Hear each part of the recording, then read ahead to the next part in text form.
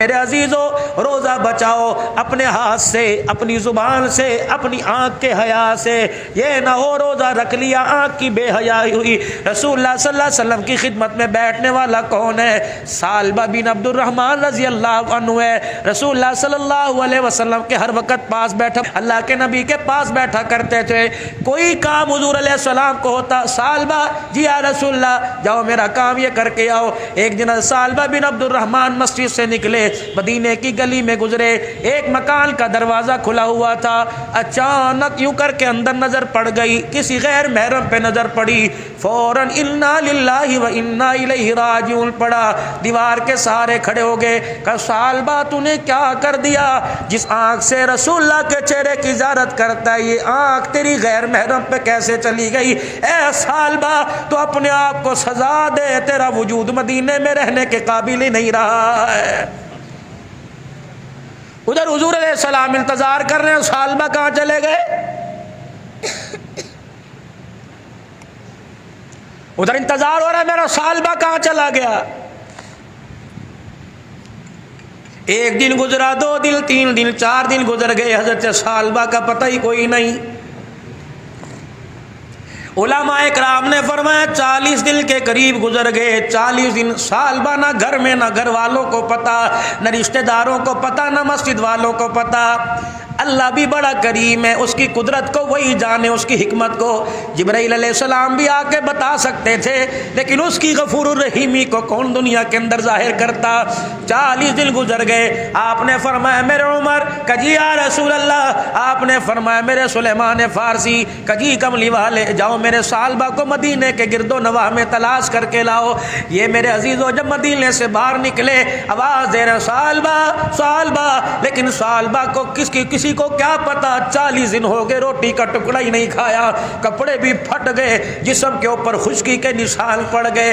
اللہ اکبر. ایک پہاڑی کے دامن میں ایک پتھر کے ساتھ ٹیک لگا کے بیٹھا ہوا ہے. اللہ اکبر. ایک چرواہے سے پوچھا تو ہمارے اس ساتھی کو جانتا ہے؟ وہ کہنے لگے کون، مجھے کیا پتا. اللہ اکبر. کہنے لگا ہاں ایک آدمی مدینے کی طرف سے آیا، 40 دن ہو گئے، کبھی سجدوں میں روتا ہے، کبھی کھڑے ہو کے روتا ہے، کبھی قیام میں روتا ہے. وہ کونے میں بیٹھ، حضرت عمر لمبے قد کے جوان تھے، بڑے بڑے قدم اٹھا کے چلے، جا کے سالبہ کی حالت دیکھی، آخری سانسوں کا مہمان بنا ہوا ہے. سالبہ نے یوں کر کے دیکھا اور چیخ ماری کہ عمر کہیں میرے لیے سزا کی تو آیت نہیں اتر گئی؟ میرے اندر ہمت ہی کوئی نہیں میں سزا کی آیت سن سکوں. سالبہ کسی کا انتظار ماں کرتی ہے، بچے کا انتظار باپ کرتا ہے، بھائی کا انتظار بہنیں کرتی ہیں، شوہر کا انتظار بیوی کرتی ہے. اے سالبہ تیرا انتظار کملی والا کر رہا ہے. 40 دن ہو گئے کملی والا تیری یاد میں بےتاب ہے. سالبہ کہنے لگے پہلے بتاؤ جبرائیل میرے لیے کوئی سزا کی آیت تو نہیں لے کے آئے؟ اے سالبہ کیا ہوا؟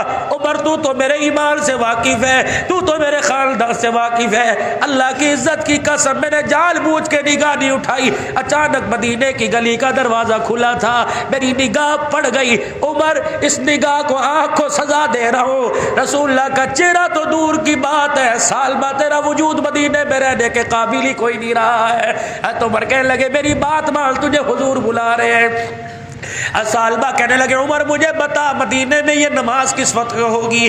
جب نماز کھڑی ہو حضور مصلی پہ کھڑے ہو کے نماز پڑھائے، مجھے ساتھ لے جانا، جہاں تک چل سکا چلوں گا، ورنہ عمر کندھے پہ اٹھا کے مسجد میں لے جانا. حضور نماز پڑھا رہے ہوں گے، میں آپ کے پیچھے جا کے کھڑا ہو جاؤں گا. یہی ہوا.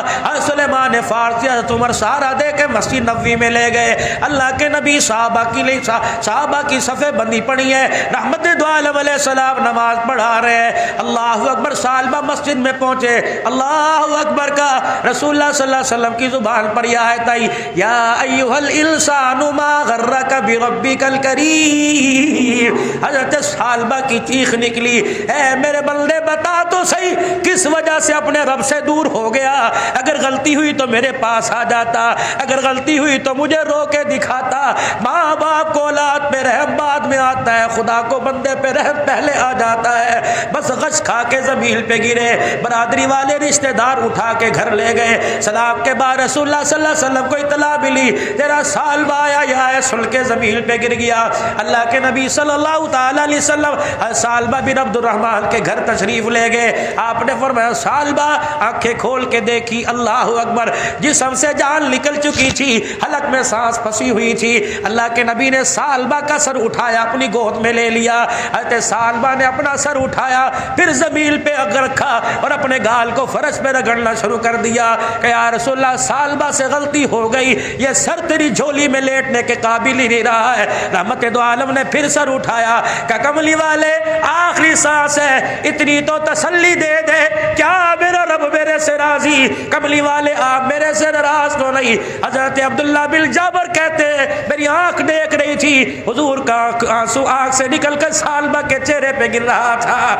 اللہ اکبر، آپ نے فرمایا سالبہ زمین پر میں تیرے سے راضی، عرش بری پر میرا خدا تیرے سے راضی ہو گیا۔ پھر حضور کی طرف دیکھا، مسکرائے اور کہا فزت برب الکعبہ، کعبے کے رب کی قسم سالبہ کامیاب ہو گیا۔ اور آنکھیں بند کی، غسل میں رسول اللہ شامل، کفن پہنانے میں شامل، جنازے میں میرے عزیز و حضور جا رہے ہیں، ایک پاؤں ادھر رکھ رہے ہیں، دوسرا پاؤں ادھر رکھ رہے ہیں، چوڑے چوڑے پیروں کے ساتھ چل رہے ہیں۔ حضرت سلیمان عبداللہ بن جابر کہنے لگے میرے سے رہا نہ گیا، میرے کہا اللہ کے نبی صلی اللہ علیہ وآلہ وسلم آپ اتنے پاؤں لمبے چوڑے کر کے کیوں چل رہے ہیں؟ آپ نے فرمایا اے عبداللہ بن جابر دیکھتا نہیں میرے ساتھ جبرائیل بھی چل رہا ہے، اور جبرائیل کے ساتھ اس کے جنازے میں 70,000 فرشتہ چل رہا ہے۔ اس نے آج توبہ ایسی کی کہ اس کا جنازہ کو کندھا دینے کے لیے آسمان سے 70,000 فرشتہ آ گیا۔ اور میرے بھائیوں دوستوں بزرگوں، جو 1400 سال پہلے رب اپنے بندوں کی توبہ قبول کرتا تھا، آج بھی وہ رب رحمت والے دروازے کھولے ہوئے ہیں۔ آ جاؤ گناہگاروں، آ جاؤ بھگتوں، آ جاؤ رزق کی تنگیاں دور کروا لو، بے اولادوں آ جاؤ، بے روزگاروں آ جاؤ، بس ہاتھ اٹھا کے میری طرف چہرہ کرنا تمہارا کام ہے، رحمت کے دریاؤں کا رخ تمہاری طرف پھیر دینا میں خدا کا کام ہے۔